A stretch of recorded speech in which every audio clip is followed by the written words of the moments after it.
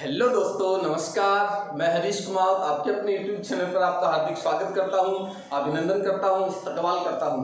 सभी को good morning, प्यार भरा मेरा नमस्कार। आशा करता हूं कि आप बहुत अच्छे हैं, बहुत स्वस्थ हैं, बहुत सुरक्षित अपने घर पे। दोस्तों, एक गुड न्यूज़ मैं आप लोगों को आज देने वाला हूं। राजस्थान पुलिस की एग्ज़ाम जिसका आपको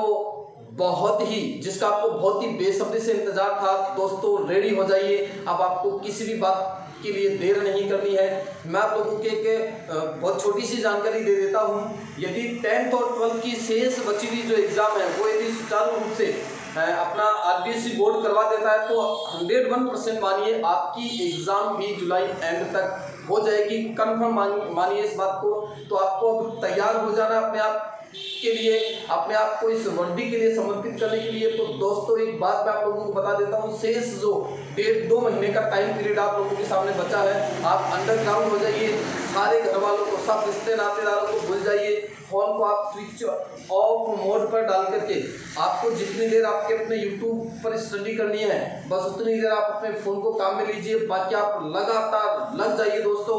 बहुत अच्छा सुनहरा मौका है, आपको कहीं जाना नहीं है। घर पर आप सुरक्षित रख करके आप अपनी स्टडी को बहुत अच्छा बना सकते हैं। और मैं गारंटी के साथ कह सकता हूं कि जिस प्रकार से आप मेहनत कर रहे हैं और यदि इस बचे हुए शेष 1-1.5 महीने के अंदर आपने यदि अपनी स्टडी को बहुत अच्छा बना लिया तो दोस्तों हम लोग मारेंगे आपको सैल्यूट, दुनिया मारेगी आपको सैल्यूट।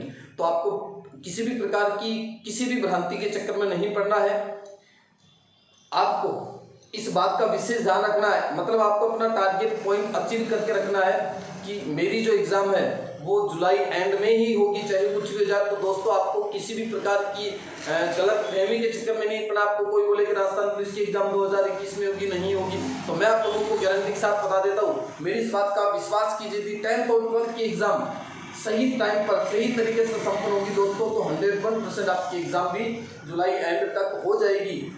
आप लोगों के लिए मैं भगवान से कामना करता हूं कि आप स्वस्थ रहें, बहुत अच्छे रहें और अपनी स्टडी को बहुत अच्छा वे प्रदान करें। तो मैं आपका दोस्त आज आपको जनरल साइंस का बहुत इंपॉर्टेंट टॉपिक पढ़ाने जा रहा हूं और वो है आपका उत्सर्जन तंत्र। दोस्तों, पिछले जो तंत्र आप लोगों ने पढ़ लिए हैं उनकी यदि मैं चर्चा करूं तो बहुत अच्छी तरीके से मैं आप लोगों को ये आउटपुट दे रहा हूं और आशा करता हूं कि आप इनको बहुत अच्छी तरीके से समझ पा रहे हैं, अपने नोट्स बना रहे हैं। तो दोस्तों लगे रहिए आप जबरदस्त इस स्टडी मटेरियल के साथ और अपने लक्ष्य को प्राप्त करने में, अपने घर वालों की जो आशाएं हैं उनको बहुत बुलंदियों तक पहुंचाने में, क्योंकि माँ बाप के जो सपने हैं वो आप लोगों से बहुत बड़े दोस्तों। और जिंदगी में यदि आपको बहुत कुछ भी हासिल हो जाए तो याद रखना हर एक चीज़ के पीछे जो हाथ है वो किसका है, मम्मी पापा का है, माता पिता का है। क्योंकि इस दुनिया में जो मनुष्य जीवन रूपी अवतार हमें मिला है वो सिर्फ और किससे मिला है दोस्तों, माता और पिता से मिला है। तो आप उनकी मनोकामनाओं को पूरा करने के लिए 1.5-2 महीने अपने आप को अंडरग्राउंड कर लीजिए। बाहर नहीं निकलना, कहीं नहीं जाना है। कोई आपका दोस्त मिलने के ला रहा, भूल जाओ उसको। 1.5-2 महीने मेरा कोई दोस्त नहीं, मेरा कोई रिश्तेदार नहीं है। मैं गारंटी के साथ कह रहा हूँ, जिस दिन आप जॉब लग जाएंगे तो 1000 दोस्त आपके बनना स्टार्ट हो जाएंगे, लोग आपको फॉलो करना स्टार्ट हो जाएंगे, लोग आपसे पूछना स्टार्ट कर देंगे कि आप जॉब कैसे लगे, भाई मेरे को बता आपने मेहनत कैसे की। तो ये सारी चीज़ें आप लोगों के लिए मैं लेकर के आ रहा हूँ एक मोटिवेशनल वीडियो में बहुत जल्द आप लोगों के सामने। तब तक आप बने रहिए मेरे इस study channel HR study point पर। और आज मैं आपको जनरल साइंस का इंपॉर्टेंट टॉपिक पढ़ाने जा रहा हूँ दोस्तों, और उस टॉपिक का नाम है दोस्तों उत्सर्जन तंत्र। उत्सर्जन तंत्र, एक्सक्रीटरी सिस्टम। तो दोस्तों ध्यान देना, पिछले जो तंत्र अपने पढ़ लिए हैं उन तंत्रों से ये कुछ अलग टाइप का तंत्र है। तो अपन इस तंत्र के अंतर्गत इसकी स्टडी करेंगे। तो ध्यान देना दोस्तों, उत्सर्जन की यदि मैं बात करूं तो उत्सर्जन का मतलब होता है दोस्तों बहिष्करण। बहिष्करण, और बहिष्करण का मतलब क्या है दोस्तों, त्याग करना। क्या दोस्तों, त्याग करना। अब त्याग किसका करेंगे अपन, तो याद रखना मनुष्य के शरीर के अंदर ही नहीं समस्त प्राणियों के शरीर के अंदर अपशिष्ट पदार्थ बनते हैं। तो अपन बात करें ह्यूमन बॉडी की तो मैं केवल मनुष्य की बात करूंगा। तो मानव शरीर में जो अनावश्यक अपशिष्ट पदार्थ बनते हैं, अनावश्यक अपशिष्ट पदार्थ बनते हैं दोस्तों, उन अनावश्यक अपशिष्ट पदार्थों को बॉडी से बाहर निकालना बहुत ही आवश्यक होता है। और इन पदार्थों को शरीर से बाहर निकालने की जो क्रिया होती है प्यारे साथियों, उस बाहर निकालने की क्रिया को क्या कहते हैं? उत्सर्जन कहते हैं। याद रखना इस बात को हमेशा के लिए। मनुष्य के शरीर के अंदर बनने वाले जितने भी वेस्टेज जो पदार्थ है, वेस्टेज जो मटेरियल है, उस वेस्टेज मटेरियल को बॉडी से बाहर निकालने की हमें सख्त जरूरत होती है। मतलब वो सारे पदार्थ अपने शरीर के लिए आवश्यक नहीं होते हैं, तो इन वेस्टेज मटेरियल को बॉडी से बाहर निकालने की जो प्रक्रिया कहलाती है, जो प्रोसेस होती है, उस प्रोसेस को दोस्तों अपन कहते हैं उत्सर्जन। क्या कहते हैं?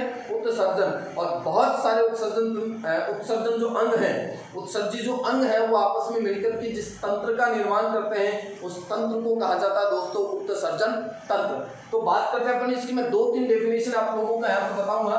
अनावश्यक अपशिष्ट पदार्थ के रूप में अपन बात करें तो सबसे ज्यादा अपन बात करेंगे दोस्तों मूत्र की, मूत्र या यूरिन। तो दूसरी डेफिनेशन मैं आपको दे रहा हूँ, मूत्र या यूरिन को बॉडी से बाहर निकालने की जो क्रिया होती है उसे भी दोस्तों क्या कहते हैं? उत्सर्जन कहते हैं। तो मूत्र या यूरिन को बॉडी से बाहर निकालने की क्रिया भी क्या कहलाती है प्यारे साथियों? उत्सर्जन कहलाती है। इसके अलावा अपन बात करें तो ये जितने भी पदार्थ बनते हैं सारे के सारे होते हैं दोस्तों नाइट्रोजन युक्त अपशिष्ट पदार्थ। कौन होते हैं दोस्तों?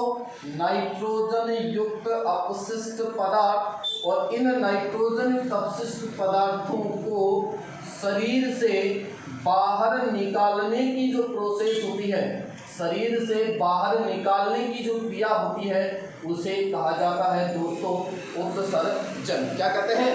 उत्सर्जन कहते हैं। तो ये 3 डेफिनेशन मैंने आपको अलग अलग टाइप से बता दी है। मानव शरीर में बनने वाले अनावश्यक अपशिष्ट पदार्थों को शरीर से बाहर निकालने की क्रिया उत्सर्जन क्रिया कहलाती है। और ज्यादातर अपशिष्ट पदार्थ के रूप में अपन इस टॉपिक के अंतर्गत किसकी चर्चा करने जा रहे हैं? तो वो आपका यूरिन, मूत्र।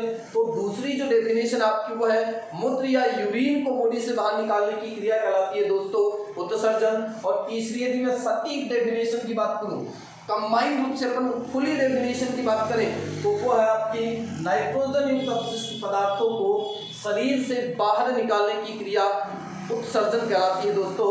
तो याद रखना यहाँ पर नाइट्रोजन युक्त अपशिष्ट पदार्थों का निर्माण किसके द्वारा होगा? तो साथियों याद रखना मनुष्य शरीर में नाइट्रोजन युक्त अपशिष्ट पदार्थों का जो निर्माण होता है वो होता है दोस्तों प्रोटीन के द्वारा। किसके द्वारा होता है साथियों? प्रोटीन के द्वारा। और एक बात आप लोगों को मैं बता देता हूँ, इस प्रोटीन की जो मूलभूत इकाई होती है, मूलभूत जो इकाई होती है दोस्तों वो होती है एमिनो एसिड। कौन होती है साथियों? एमिनो एसिड, एमिनो अम्ल। मेरे कहने का मतलब इतना सा ही है, जिस प्रकार से अपना शरीर कोशिकाओं से मिलकर के बना हुआ है, ठीक उसी प्रकार प्रोटीन किससे मिलकर के बना हुआ होता है? एमिनो एसिड से मिलकर के बना हुआ होता है। और 2 एमिनो एसिड जो होते हैं वो एक दूसरे से पेप्टाइड बॉन्ड के द्वारा जुड़ते हैं। कौन से बंध के द्वारा जुड़ते हैं दोस्तों? पेप्टाइड बंध के द्वारा जुड़ते हैं। ये प्रोटीन की डिटेल जो अपन पढ़ेंगे वो न्यूट्रिशन वाले टॉपिक के अंतर्गत पढ़ेंगे। जब आपके तंत्र कंप्लीट हो जाएंगे तो मैं आपके सामने राजस्थान पुलिस के लिए, पटवार के लिए, एसएससी के लिए, इसके अलावा आपकी एलडीसी के लिए जो सबसे खतरनाक इंपॉर्टेंट पॉइंट आता है न्यूट्रिशन का, जैसा कि आपको भी पता है कि विटामिन से, खनिज लवणों से, इसके अलावा कार्बोहाइड्रेट से, वसा से बहुत सारे क्वेश्चन बार कंपटीशन एग्जाम में पूछे जाते हैं। तो वो अपन तंत्र जैसे अपने कंप्लीट हो जाएंगे तब मैं आपके सामने उस टॉपिक को क्लियर करूंगा। तो नाइट्रोजन और अपशिष्ट पदार्थों का निर्माण प्रोटीन के द्वारा होता है। किसके द्वारा होता है? प्रोटीन के द्वारा। प्रोटीन की जो मूलभूत इकाई होती है, प्रोटीन किससे मिलकर के बने होते हैं? तो दोस्तों वो एमिनो एसिड से मिलकर के बने हुए होते हैं। फिर अपन बात करें तो मनुष्य के शरीर में, मानव शरीर में सर नाइट्रोजन युक्त अपशिष्ट पदार्थों का निर्माण, नाइट्रोजन युक्त अपशिष्ट पदार्थों का निर्माण यानी कि मूत्र का निर्माण शरीर के किस ऑर्गन में होता है, शरीर के किस अंग में होता है? तो प्यारे साथियों याद रखना मनुष्य शरीर के अंदर नाइट्रोजन युक्त अपशिष्ट पदार्थों का निर्माण होता है किडनी में। किसमें होता है दोस्तों? किडनी में। और किडनी को हिंदी में क्या कहते हैं साथियों? वृक्क कहते हैं। और वृक्क का पुराना नाम क्या है? गुर्दा है। क्या है दोस्तों? गुर्दा है। तो बड़ी इंपॉर्टेंट बात है आप लोगों के लिए, आप लोगों की छोटी सी जानकारी में दे देता हूँ। पुराने लोग किडनी को गुर्दा कहा करते थे, जैसे बोलते थे कि इसके गुर्दे खराब हो गए, है ना, सुना होगा आपने।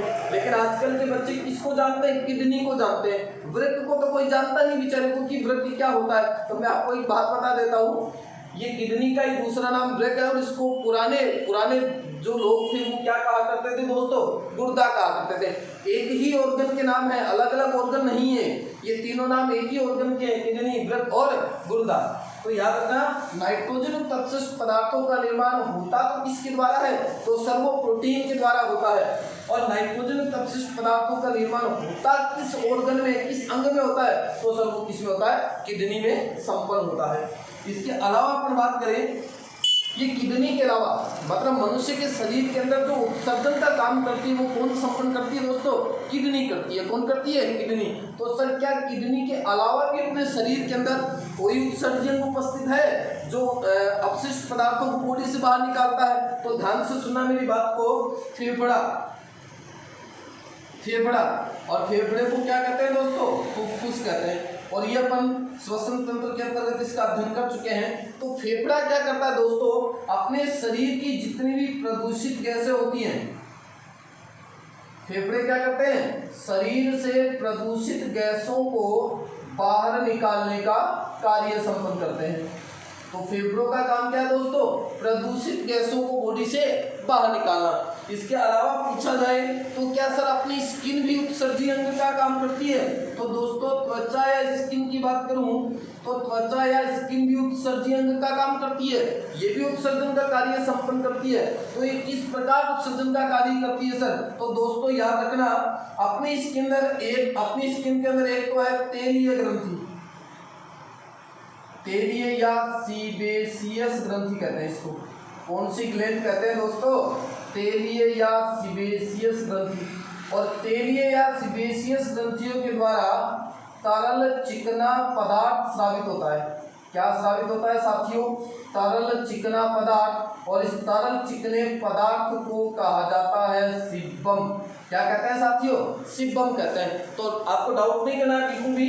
सीबेसियस में सी आ रहा है, सीबम में सी आ रहा है। तो सीबेसियस ग्रंथियों से या तेलीय ग्रंथियों से जो तरल चिकना पदार्थ सीक्रेट होता है उसे क्या कहा जाता है प्यारे साथियों?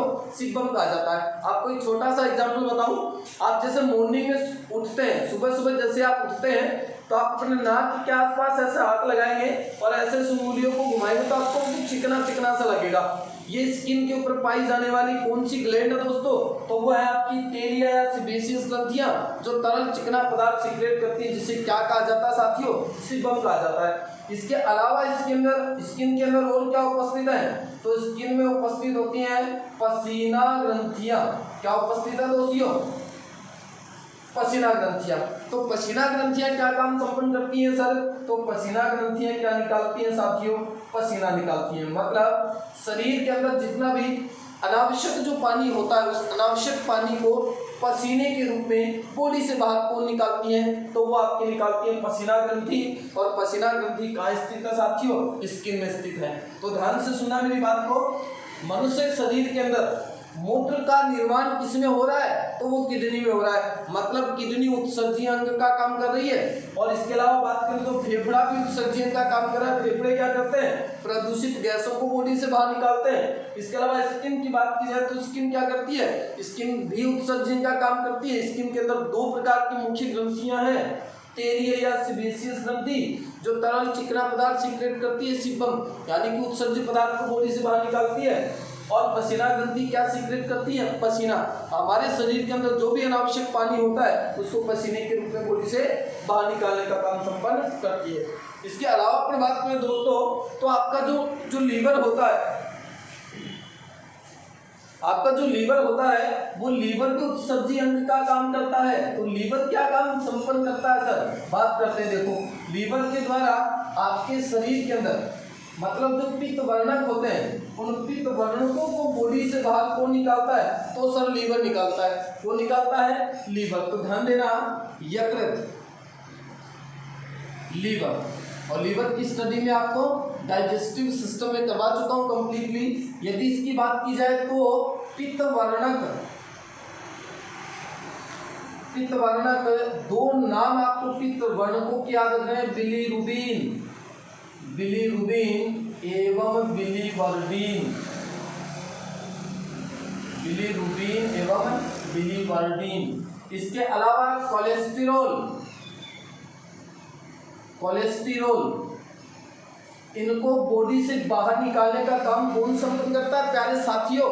तो वो करता है आपका लीवर। तो फेफड़ा भी उत्सर्जन का काम कर रहा है, आपकी स्किन भी उत्सर्जन का काम कर रही है और आपका फेफड़ा भी लीवर भी उत्सर्जन का कार्य संपन्न करता है। अब देखो, इसके अलावा मैं बात करूं, पसीना ग्रंथियां क्या सीक्रेट कर रही हैं साथियों? पसीना ग्रंथियों से क्या निकला? तो सर पसीना ग्रंथियों से पसीना निकला। क्या निकला? पसीना निकला। और बॉडी से पसीना बाहर निकालना बहुत जरूरी है, लेकिन आजकल के बच्चे क्या करते हैं, पसीने की बू आती है उनको। और एक बात मैं आप लोगों को बता देता हूँ, जो जितना पसीना बहाता है दोस्तों याद रखना, उसकी बॉडी उतनी ही अच्छी स्वस्थ होती है, उसके शरीर की रोग प्रतिरोधक क्षमता उतनी ही ज्यादा होती है। आप लोगों को थोड़ा सा मैं एक पॉइंट बता देता हूँ, अपने ग्रामीण इलाकों के अंदर कोरोना जैसी वैश्विक महामारी इतनी ज़्यादा क्यों नहीं फैली? क्योंकि वहाँ के लोग आज भी देसी खान पान कर रहे हैं और वो बहुत मेहनत करते हैं। तो मेहनत की वजह से उनकी रोग प्रतिरोधक जो क्षमता है वो उनकी क्या हो चुकी है? वेल डेवलप हो चुकी है। रोगों से लड़ने की जो क्षमता है, WBC की मैं बात करूँ तो वो उनकी बहुत अच्छी है। और यदि अपन बात करें ज़्यादातर शहरी लोगों की, तो वो क्या है, आजकल फास्ट फूड के शिकार हो चुके हैं, जिसकी वजह से उनकी बॉडी के अंदर न्यूट्रिशन नहीं जा पा रहे हैं। और न्यूट्रिशन नहीं जाएंगे तो आपको सीधी सी बात का पता है कि जब न्यूट्रिशन नहीं जाएंगे तो रोग प्रतिरोधक क्षमता बढ़ नहीं सकती। तो आपको भी दोस्तों क्या करना है? पसीना निकाला। अब ये नहीं कि आपको कोई कुल्हाड़ी लेकर के, फावड़ी लेकर के खेत में बहुत जबरदस्त काम करना है। आपको स्टडी मटेरियल को पढ़ करके पसीना निकालना है, और वो भी आराम से निकल सकता है यदि आप लोग अपनी लगन के साथ अपने टारगेट को फिक्स करके स्टडी करते हैं। तो मैं गारंटी के साथ कह रहा हूँ आपकी भी पसीना जरूर स्टार्ट हो जाएगा। और मेहनत का फल दोस्तों हमेशा ही क्या होता है? मीठा होता है। तो आपको जल्द ही मिलने वाला है। तो पसीना ग्रंथियों से क्या निकला? पसीना निकला। और इस पसीने की भी मैं बात करूं तो पसीने के अंदर क्या क्या उपस्थित होता है? तो याद रखना साथियों, पसीने में उपस्थित होता है NaCl, मतलब सोडियम क्लोराइड, नमक पाया जाता है। तो सर पसीने में नमक पाया जा रहा है? बिल्कुल पाया जा रहा है। इसके अलावा मैं बात करें तो पसीने में उपस्थित होती है दोस्तों ग्लूकोज। क्या उपस्थित होती है? ग्लूकोज। इसके अलावा बात करें तो पसीने में क्या उपस्थित है? यूरिया। और इसके अलावा बात की जाए तो दोस्तों पसीने में कौन सा एसिड उपस्थित होता है?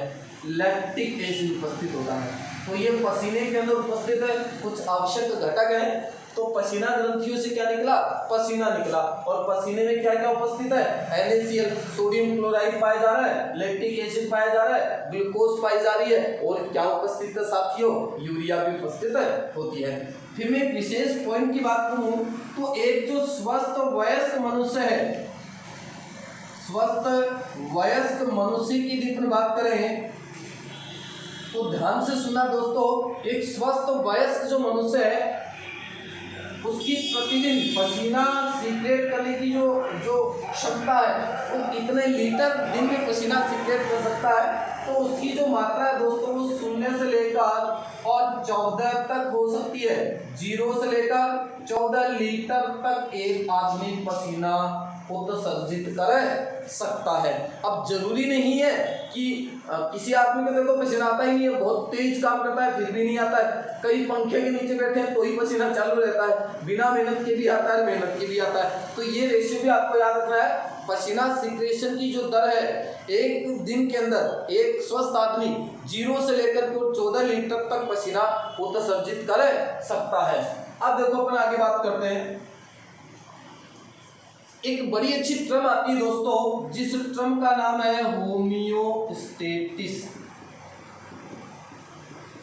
होमियोस्टेटिस और इसे कहा जाता है समस्थापन। क्या कहते हैं साथियों? समस्थापन, या फिर कहते हैं इसको समस्थैतिकता। बड़ा ही अच्छा इंपॉर्टेंट पॉइंट है भी, होम्योस्टेसिस, समस्थापन या समस्थैतिकता। तो सर ये क्या होती है? तो ध्यान देना साथियों, शरीर के आंतरिक वातावरण को संतुलित बनाए रखने की क्रिया, शरीर के आंतरिक वातावरण को संतुलित बनाए रखने की जो क्रिया होती है उसे कहा जाता है दोस्तों होम्योस्टेसिस, समस्थापन या समस्थैतिकता के नाम से इसको जानते हैं। ध्यान देना, इस होम्योस्टेसिस के अंतर्गत अपन किसको शामिल करते हैं? तो प्यारे दोस्तों, इसके अंतर्गत अपन शामिल करते हैं जल एवं खनिज लवणों का संतुलन, जल एवं खनिज लवणों का संतुलन, बैलेंस, नियंत्रण। इसके अलावा शामिल किया जाता है इसमें शरीर का ताप नियमन। तो ये दोनों बातें आप लोगों को अच्छी तरीके से याद रखनी है।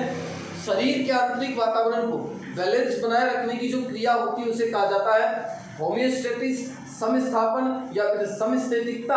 और किन क्रियाओं को इसके अंतर्गत अपन शामिल करते हैं? तो जल और खनिज लवणों का बैलेंस, कंट्रोल और ताप नियमन आदि जो क्रियाएं संबंधित होती है वो किससे होती है दोस्तों? तो वो होम्योस्टेसिस से होती है। फिर इंपॉर्टेंट पॉइंट की बात करें तो सर होम्योस्टेसिस शब्द किसने दिया? तो होम्योस्टेसिस शब्द दिया हुआ है वाल्टर केनन के द्वारा। किसके द्वारा दिया हुआ दोस्तों? वाल्टर केनन ने ये होम्योस्टेसिस शब्द दिया था। तो ये आपको टर्मिनोलॉजी अच्छी तरीके से याद रखनी है। नेक्स्ट पॉइंट की ओर अपन बढ़ते हैं। तो देखो अच्छे पॉइंट मैं आप लोगों को बताता हूं यहाँ से, और उत्सर्जन तंत्र की क्या क्या है।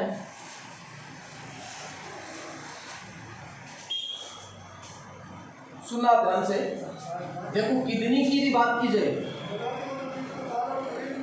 तो किडनी के द्वारा एक विशिष्ट प्रकार का हार्मोन सीक्रेट होता है दोस्तों।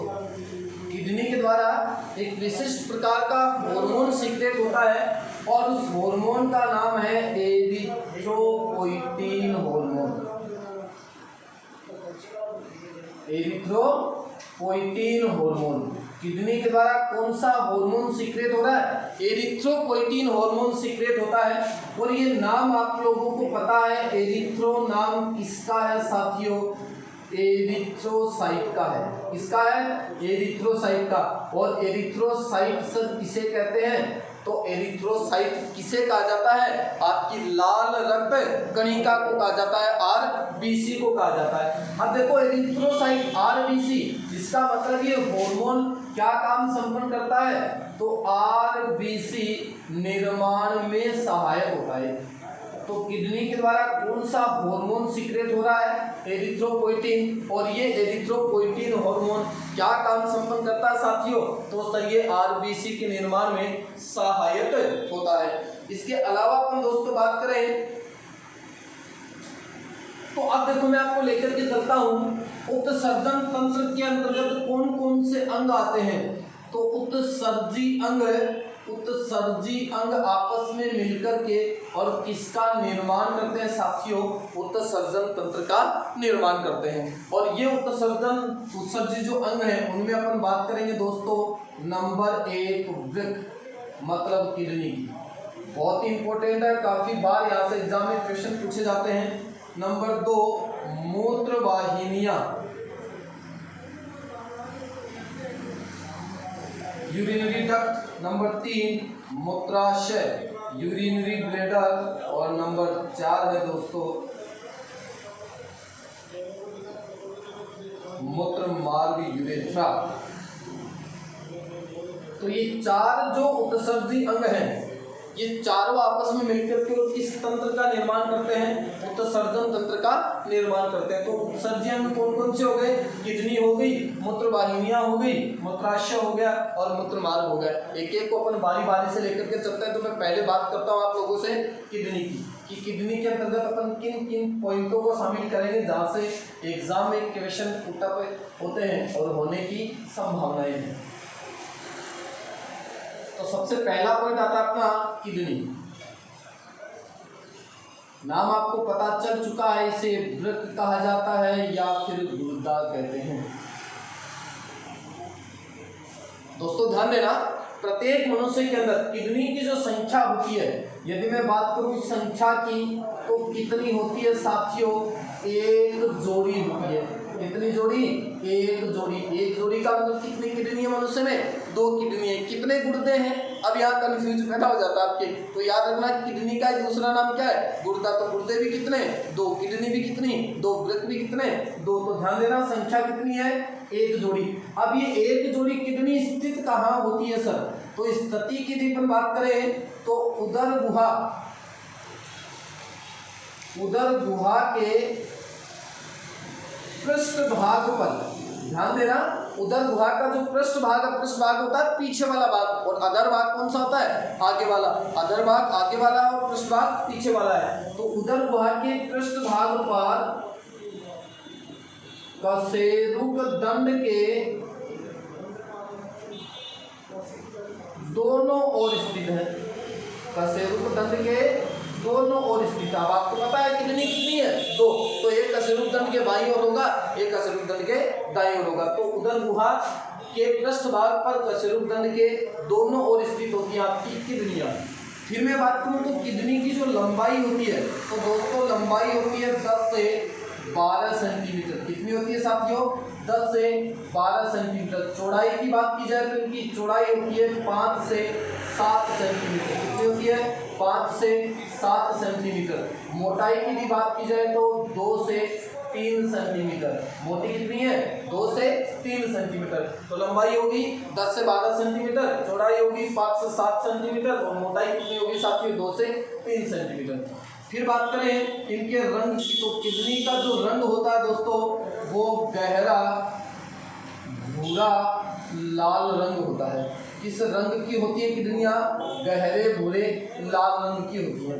बात करें इनके वजन की कि एक स्वस्थ वयस्क मनुष्य में किडनी का वजन कितना है, तो 120 ग्राम से लेकर और 170 ग्राम तक किडनी का वजन होता है। फिक्स नहीं है किसी भी मनुष्य के अंदर, लेकिन अनुमानतः लगभग जो आप इनका रेशियो निकालते हो या याद रख सकते हो तो वो आपका 120 ग्राम से लेकर 170 ग्राम तक। फिर आपको पता चल ही चुका है कि मैं आपको एक बात और विशेष बता देता हूँ, कितनी किडनियां हैं? 2। और दोनों किडनियों का जो आकार होता है साथियों, जो आकृति होती है इनकी, वो होता है दोस्तों सेम के बीज के समान। तो किडनी किस आकार के साथियों? सेम के बीज के समान। अब सेम का बीज कैसा होता है सर? तो सेम का बीज नहीं देखा तो आपने काजू देखा होगा, और काजू भी नहीं देखा तो मूंग या मोठ देखा होगा। तो इनकी जो शेप होती है वो सेम किसकी शेप होती है? तो वो किडनी की शेप होती है। तो मैं थोड़ी चर्चा करता हूँ आप लोगों से, तो ध्यान से सुनेंगे आप।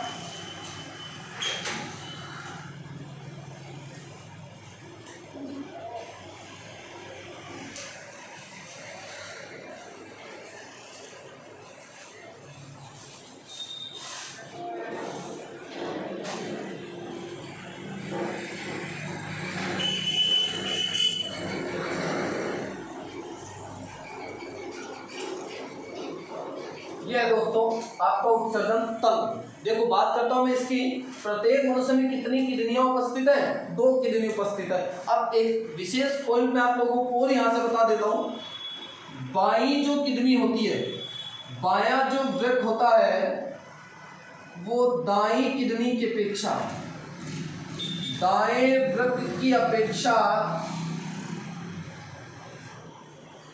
हल्का सा ऊपर स्थित होता है। कहाँ स्थित होता है दोस्तों?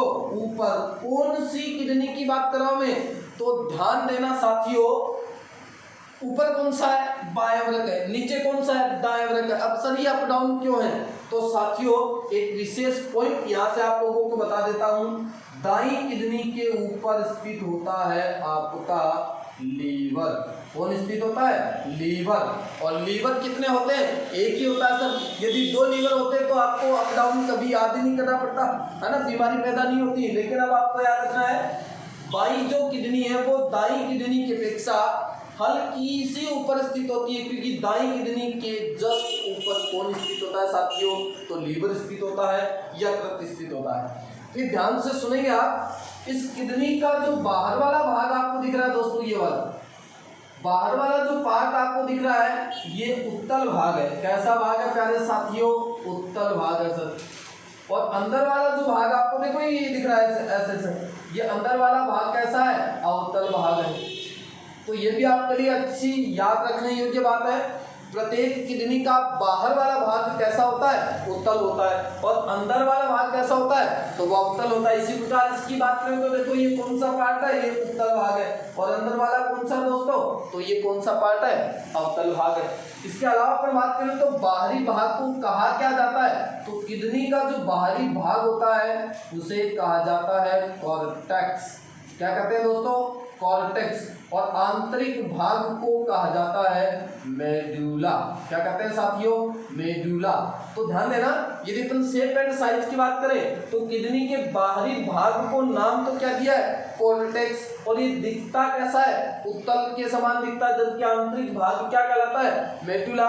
और ये आंतरिक जो भाग है वो कैसा है? वो अवतल के जैसा होता है। फिर देखो एक विशेष पॉइंट आपका और यहाँ से आता है, किडनी का जो बाहरी भाग तो है वो तो उत्तल है, लेकिन आंतरिक भाग देखो दोस्तों अंदर से धंसा हुआ है। आप दोनों ही किडनी में देख रहे हैं आंतरिक भाग अंदर से क्या है? धंसा हुआ है। इस अंदर धंसे हुए भाग को कहा जाता है साथियों हाइलम। क्या कहते हैं दोस्तों? हाइलम कहते हैं इसको। तो आपसे पूछा जा सकता है किडनी का आंतरिक धंसा हुआ भाग क्या कहलाता है? तो उस भाग को हाइलम कहते हैं। आप ध्यान से सुनना, हाइलम भाग की यदि मैं बात करूं तो यहाँ से मूत्र वाहिनी, जैसा कि आप डायग्राम में देख रहे हैं, मूत्र वाहिनियां और वृक्कशिरा, मूत्र वाहिनी और वृक्कशिरा। तो ध्यान देना, इन दोनों का विशेष पॉइंट मैं आपको बता रहा हूं, ये दोनों तो किडनी से बाहर निकलती हैं। दोनों तो किडनी से बाहर निकलती है। तो बाहर कौन निकल रही है दोस्तों? एक तो आपकी निकलती है मूत्र वाहिनी और एक निकलती है वृक्कशिरा। जबकि मैं बात करूं वृक्क धमनी की, वृक्क धमनी की, तो ये आपके हाइलम भाग से किडनी में क्या कर रही है दोस्तों? प्रवेश करती है। तो ध्यान से सुनना वापस इस पॉइंट को, प्रत्येक किडनी के आंतरिक धंसे भाग को हाइलम कहा जाता है। और इस हाइलम भाग से मूत्र वाहिनी और वृक्कशिरा तो बाहर निकलती है। जैसे देखो मूत्र वाहिनी निकली बाहर, और आपकी वृक्क जो धमनी है वो इसके अंदर प्रवेश करती है। फिर अपन बात करें तो किडनी के जस्ट ऊपरी भाग पर, किडनी के जस्ट ऊपरी भाग पर टोपी नुमा संरचना में, किडनी के ऊपरी भाग पर टोपी नुमा संरचना में एक विशिष्ट प्रकार की ग्रंथि स्थित होती है साथियों। उस ग्रंथि को कहा जाता है एड्रीनल ग्रंथि। कौन सी ग्लैंड कहते हैं दोस्तों? एड्रीनल ग्रंथि। और इसीलिए किडनी के ऊपरी भाग पर स्थित होने की वजह से इस ग्रंथि का दूसरा नाम क्या है? अधिवृक्क ग्रंथि है। कौन सी ग्रंथि है साथियों? अधिवृक्क ग्रंथि है। तो ये इतने सारे डाटा आपको किसके याद रखने हैं? किडनी के याद रखने हैं। तो एक बार फिर वापस रिपीट कर लेते हैं, किडनी की संख्या कितनी है? एक जोड़ी है। स्थिति की बात करें तो उदर गुहा के पृष्ठ भाग पर कशेरुक दंड के दो नोड स्थित है। लंबाई 10 से 12 सेंटीमीटर, चौड़ाई 5 से 7 सेंटीमीटर और मोटी कितनी है? 2 से 3 सेंटीमीटर। रंग कैसा है साथियों? तो सर किडनी गहरे भूरे लाल रंग की होती है। वजन की बात करें तो 120 से 170 ग्राम इनका वजन है। यदि आकार की बात की जाए तो सेम के बीज के समान या सेम के बीज की आकृति के जैसे होते हैं।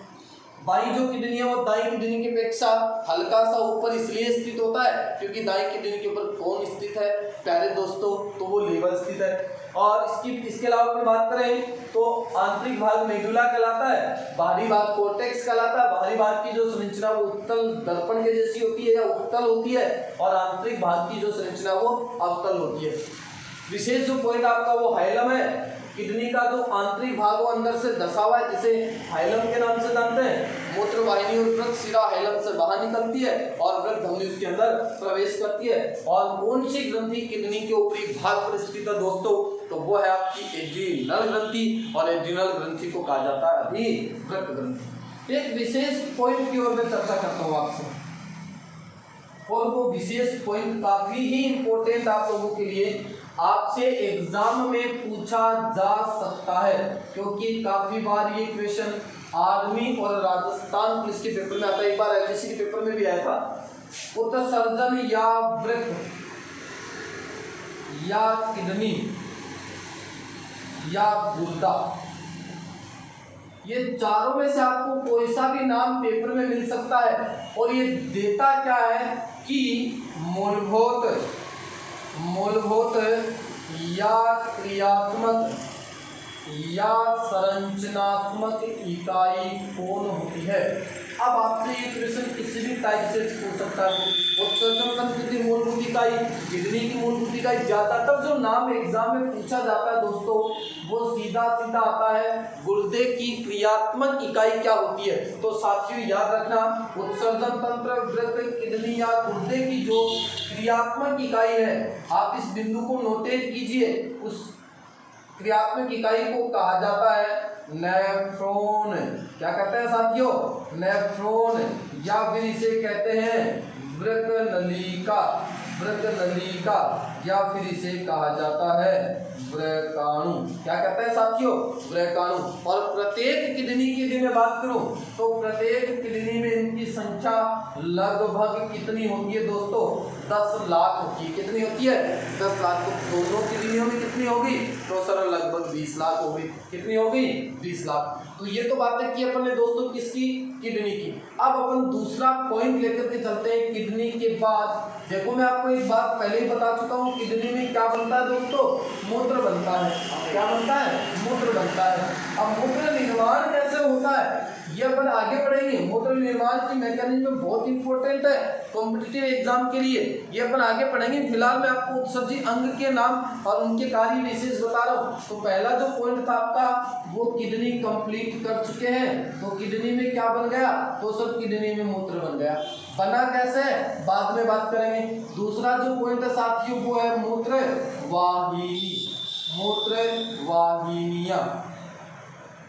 अब देखो मूत्र वाहिनियों की बात करते हैं। वो डायग्राम मैं आपके सामने वापस रफली थोड़ा सा बना देता हूं ताकि आपको ठीक ठीक समझ में आ जाए।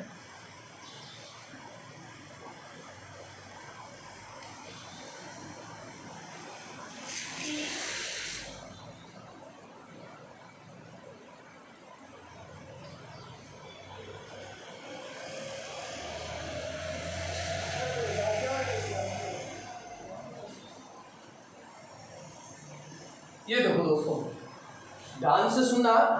गुर्दे की जो क्रियात्मक इकाई वो मैं आपको अभी बता चुका हूँ, वो आपकी नेफ्रॉन होती है। वो नेफ्रॉन नलिका इन किडनियों के अंदर है। कितनी है किडनी में? 10 लाख। क्या बनता है दोस्तों? मूत्र बनता है। इनमें क्या बनता है? मूत्र बनता है।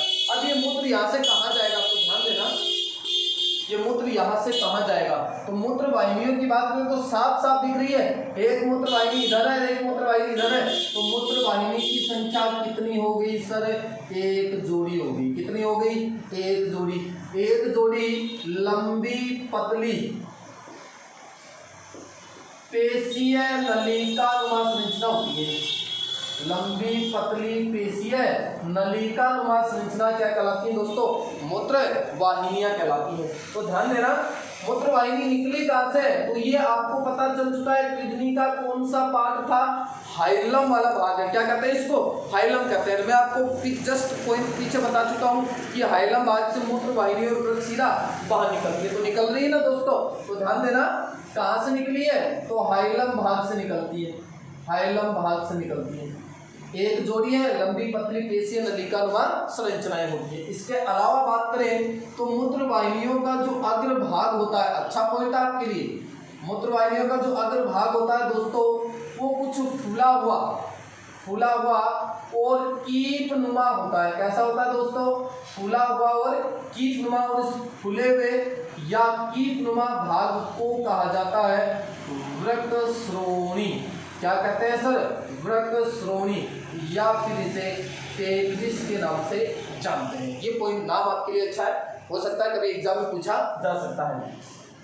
तो अगली बात क्या है, फुला हुआ है, कीटनुमा है, वृक्क श्रोणी, या फिर इसे किस नाम से जानते हैं, पेल्विस के नाम से जानते हैं। फिर अपन बात करें तो मूत्रवाहिनियों की ये जो दीवार है, इस दीवार के अंदर पेशियां पाई जाती हैं। मूत्रवाहिनियों के अंदर जो दीवार उपस्थित है, उस दीवार की पेशियों के अंदर विशिष्ट प्रकार की, तो याद रखना, मूत्रवाहिनियों की दीवार में उपस्थित पेशियों या दीवार की पेशियों में कर्माकुंचन गति होती है। कौन सी गति होती है साथियों, कर्माकुंचन गति होती है।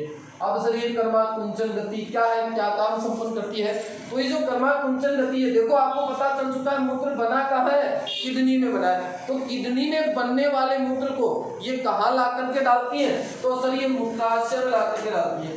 कहाँ ला करके डालती है साथियों, यूरिनरी ब्लैडर में, मूत्राशय में ला करके डालती है।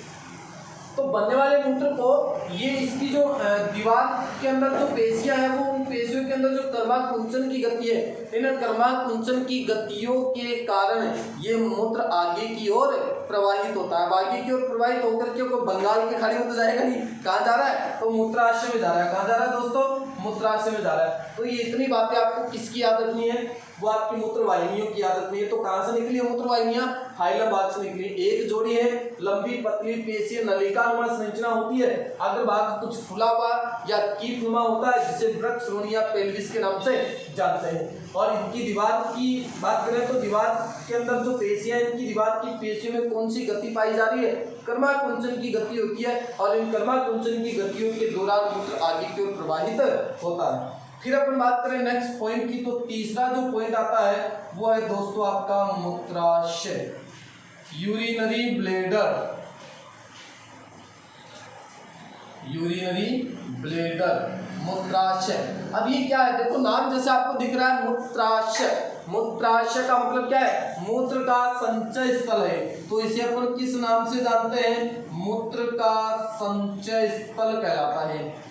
मूत्र का संचय स्थल, देखो मूत्र यहाँ बना ना किडनी में, पहले भी आपको 2-3 बार बता चुका हूं मूत्र बनता कैसे, ये अलग अपन टर्म पढ़ेंगे मूत्र निर्माण की क्रिया में।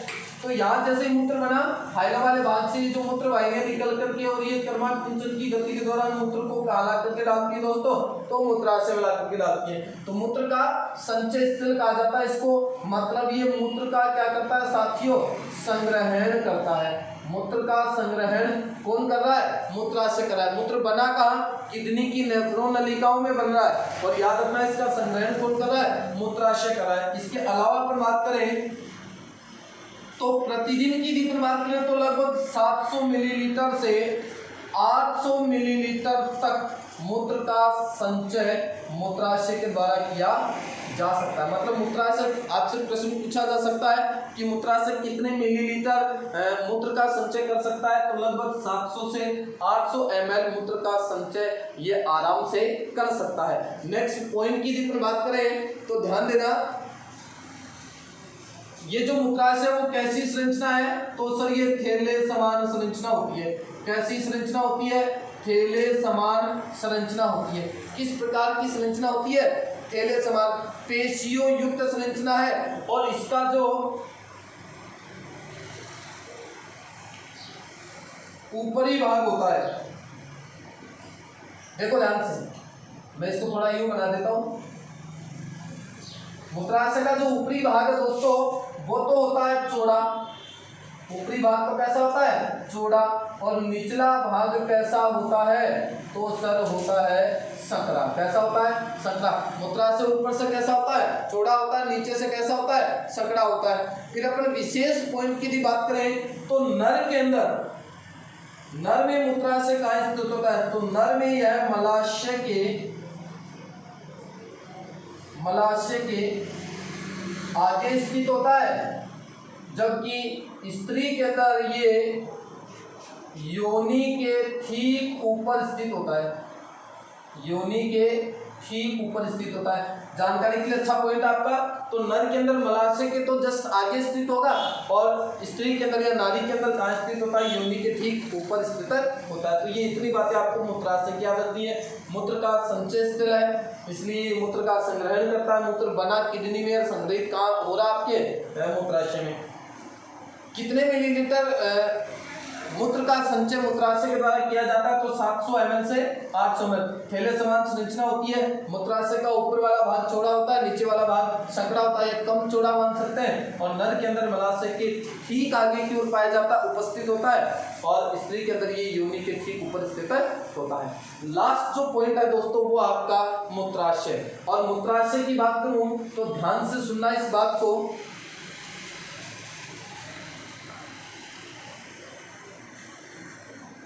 मूत्राशय से या फिर मूत्राशय अंत में जाकर एक पतली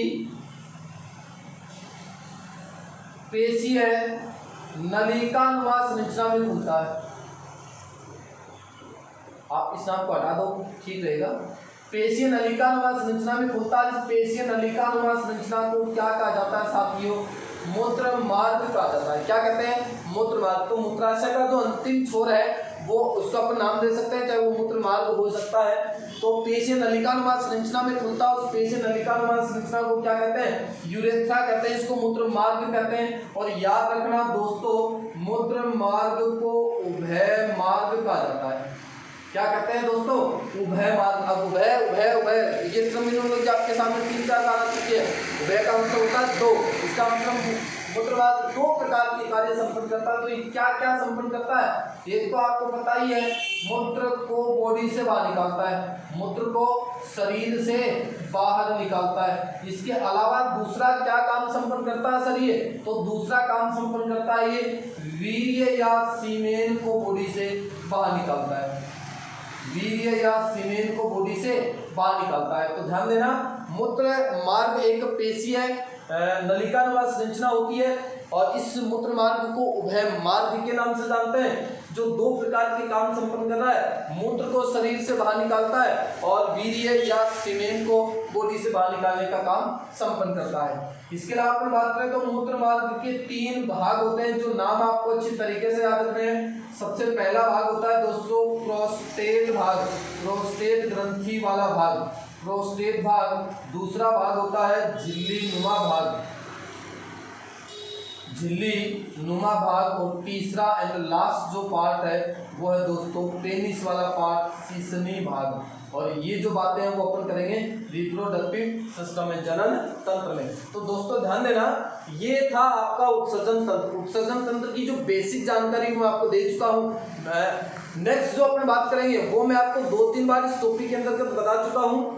आप लोग उस वीडियो को देखना कभी ना भूलें, क्योंकि उसके अंतर्गत मैं आपको यूरिन सिंथेसिस की क्रिया पढ़ाने वाला हूँ। मूत्र निर्माण अपने शरीर के अंदर किस प्रकार होता है, अभी आपको ये पता चल चुका है कि मूत्र बनता किसमें है। तो मूत्र किडनी में बनता है सर, किडनी की नेफ्रॉन नलिकाओं में बनता है, पर बनता कैसे है उसकी अपन चर्चा करेंगे नेक्स्ट वीडियो में। और तब तक आप बने रहिए अपने इस HR स्टडी पॉइंट पर, और ज़्यादा से ज़्यादा इस वीडियो को शेयर करें, लाइक करें, सब्सक्राइब करें। धन्यवाद।